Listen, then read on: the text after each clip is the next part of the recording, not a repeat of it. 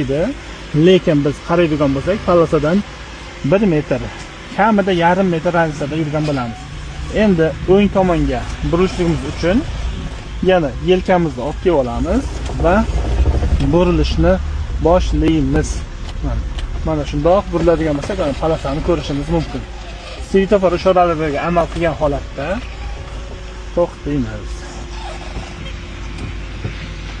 Har bitta burilishda biz pоворotnik yoqishga majbur emasmiz. Sababi asosiy pоворotniklar kirish va chiqishda svetoforlardan chorrahada qayrilgan vaqtimizda kerak bo'ladi.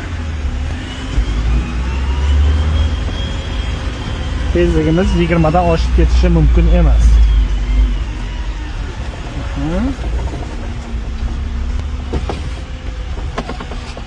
Mana shu holatda ilon iziga kirgan vaqtimizda biz mana palosaga yaqin yuradigan bo'lsak, palosa bosmaydi.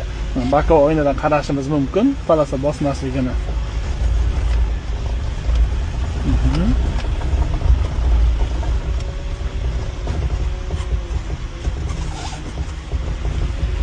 Mana shundoq. Mana shu holatda qaraydigan bo'lsak, palosa bosayotganga o'xshaydi mashinamiz. Lekin biz mana bunda qaraydigan bo'lsak, palosadan ancha uzoqda yurgan bo'ladi. Bu holatda ham mana palosa bosib ketganga o'xshaymiz. Lekin biz qaraydigan bo'lsak, balon bizning orqamizda turganligi uchun mana palosa bosilmaydi. Bemalol qarashimiz mumkin.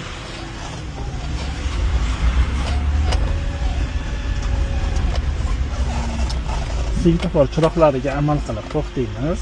Qizil margat qilyapti.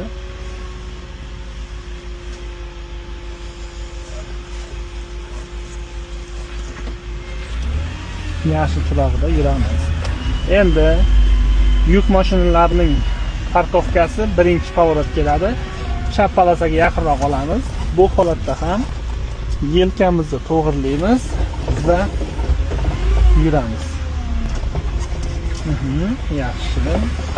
Mana palosani bosmaydi, qarashimiz mumkin. Bu holatda